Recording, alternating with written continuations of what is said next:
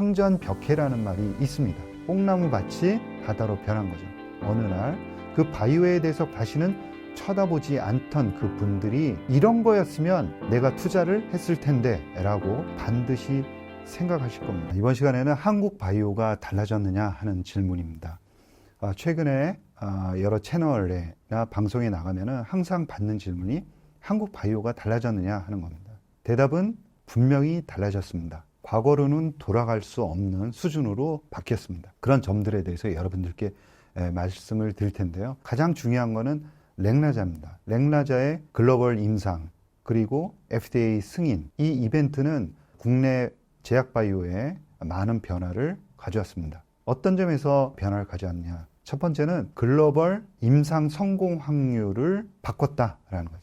기존의 국내 업체들의, 국내 바이오 회사들의 임상 3상 성공 확률은 대단히 낮았습니다. 성공 사례를 찾아볼 수 없을 정도로 대단히 낮았죠. 이유야 어떻든 간에 결과론적으로는 약을 만들지 못했습니다. 그런데 렉나자가 그 확률을 바꿨다는 거죠. 렉나자는 유한양행이 초기 단계의 임상을 진행한 것은 유한양행이지만 마무리를 한 것은 존슨앤존슨입니다. 존슨앤존슨이 가장 어려운 임상 3상 단계의 임상을 완료를 하면서 신약으로 승인받게 된 거죠.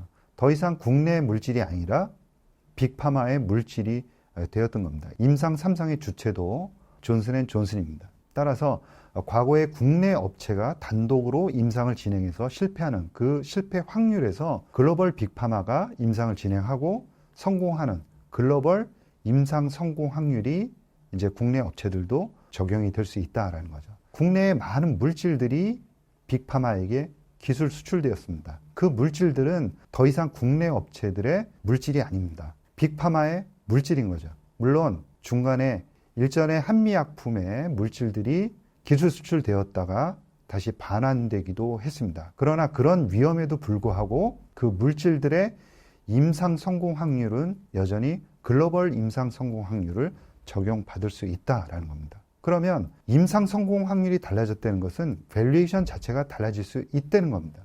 과거로 돌아갈 수 있느냐?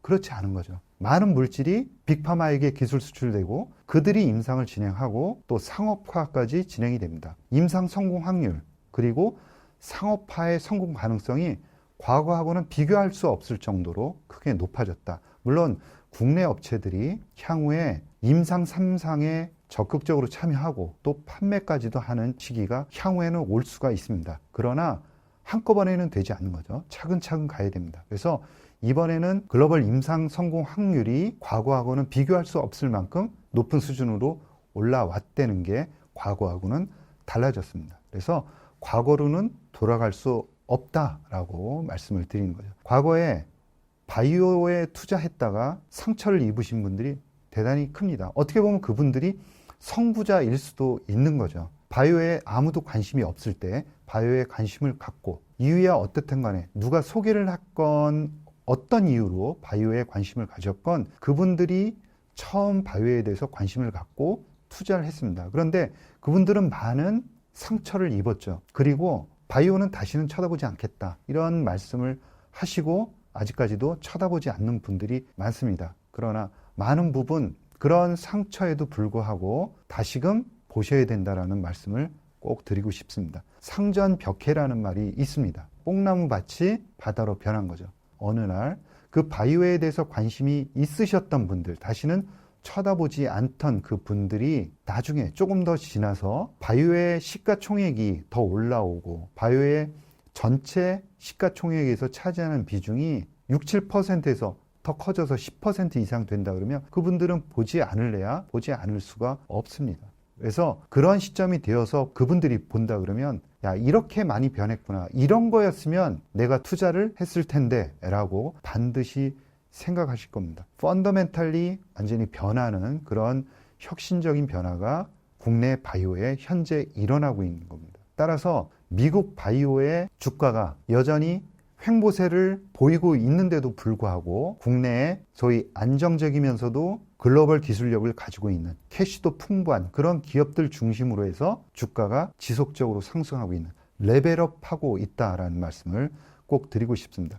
제가 펀드 매니저였을 2020년 이전에는 제약바이오가 아니었죠. 제약의 시가총액 비중이 전체 주식시장에서 차지하는 비중이 그렇게 신경을 쓰지 않아도 되는 산업이었습니다. 제약이 상승한다. 그러면 우리가 알고 있는 그런 제약 회사들을 일정 부분 포트폴리오에 편입시켜 놓고 신경을 아예 꺼버립니다. 그러다가 제약이 잠잠해진다. 그러면 다시 그 비중을 팔아서 잘 아는 그런 쪽으로 다시 비중을 옮기곤 했습니다. 그러나 이제 제약바이오 비중이 몇 퍼센트입니까? 6, 7%까지 올라왔습니다. 그리고 2030년까지는 20% 가까이 상승할 가능성이 매우 높다는 거죠. 앞으로 주식시장에 상장하는 그런 종목들 중에는 여전히 바이오 기업들이 많을 수밖에 없습니다. 바이오에는 여러 섹터들이 있고 그 섹터들은 빠른 속도로 성장을 합니다. 따라서 전체 시장에서 차지하는 바이오의 비중은 빠른 속도로 올라갈 수밖에 없다라고 생각하고 있습니다. 2030년이 되면 빅바이오텍이라고 그러면은 시가총액 100조 원을 향해서 나가는 적어도 50조 원 이상, 30조 원 이상 되는 그런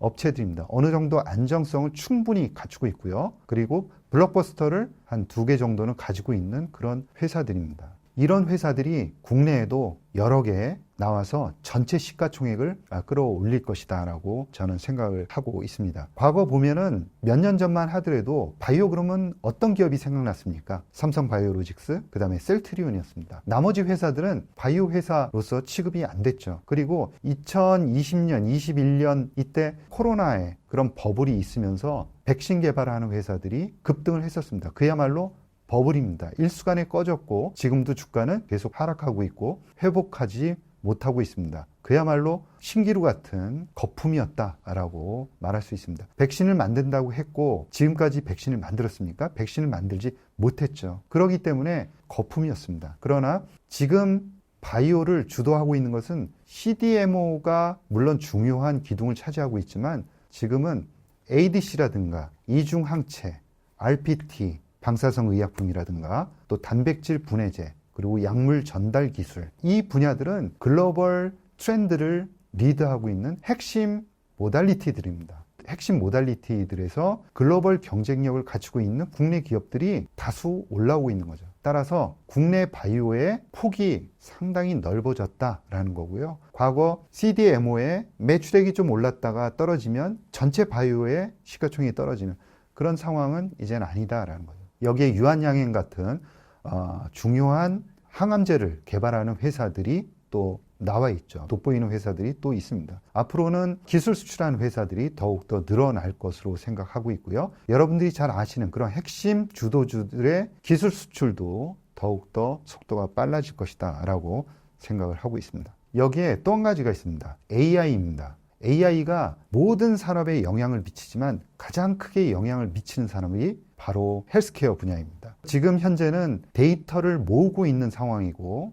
그 데이터가 축적되고 나면은 축적된 데이터의 그런 분야들이 전부 다 통합되게 되면은 우리가 상상할 수 없는 헬스케어 분야의 혁신이 일어날 것이다. 이 안에는 신약을 개발하는 분야까지도 포함이 됩니다. 따라서 AI 분야가 가장 많은 기여를 할 분야도 바로 헬스케어 분야입니다. 따라서 바이오 산업은 이제 공부를 해도 되는지 아니면 투자를 해도 되는지 안 되는지 고민을 할 상태는 넘었다라고 생각을 하고 있고요. 어느 정도로 빠른 속도로 바이오 산업이 성장할지를 여러분들하고 같이 지켜봐야 하는 시간을 들여서 공부를 해야 하는 산업으로 성장해 가고 있습니다. 일부 분들은 바이오는 감이나 또 테마성으로 투자하는 것이다 라고 말씀을 하십니다. 그러나 이러한 인식은 바뀌어야 된다고 생각을 합니다. 바이오는 돈이고 바이오는 숫자요, 바이오는 확률이다 라는 말씀을 꼭 드리고 싶습니다. 과거의 바이오 기업들은 그랬을 수 있습니다. 테마성이고 또 감으로 투자하는 게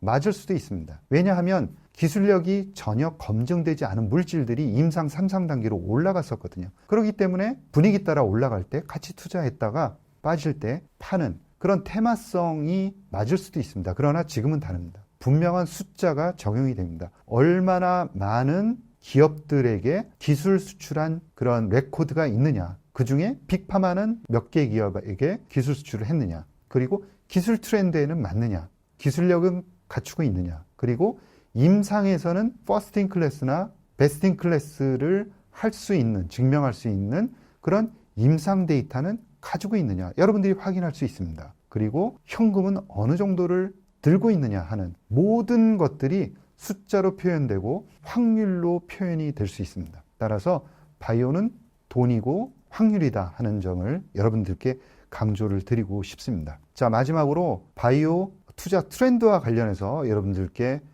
말씀을 드리겠습니다. 바이오를 투자하실 때 조금 전에 말씀드린 그런 숫자를 반드시 확인하시라는 겁니다. 그래서 그 숫자들이 명확하게 글로벌 경쟁력을 가지고 있다 그러면은 유니버스를 만들어서 그 유니버스 안에서 종목들을 추출해서 바이오 일정이라든가 기술 수출 가능성을 보시고 종목들을 일정 부분 투자해 나가는 투자 프로세스를 정립할 필요가 있다라고 꼭 말씀을 드리고 싶습니다. 과거에는 바이오가 감이나 테마로 투자하는 개념이 강하셨다 그러면 그런 이미지는 이제 벗으셔도 좋다라는 말씀을 드리고 싶습니다. 앞으로의 국내 바이오는 글로벌 임상 성공 확률이 적용되는 밸류에이션이 한 단계 높아졌고 앞으로 그러한 펀더멘탈 근거에 의해서 탄탄하게 성장해 나가는 국내 바이오를 여러분들은 관찰하시게 될 거고요. 2030년이 되면 지금 6, 7%의 시가총액 비중이 20%까지 상승하는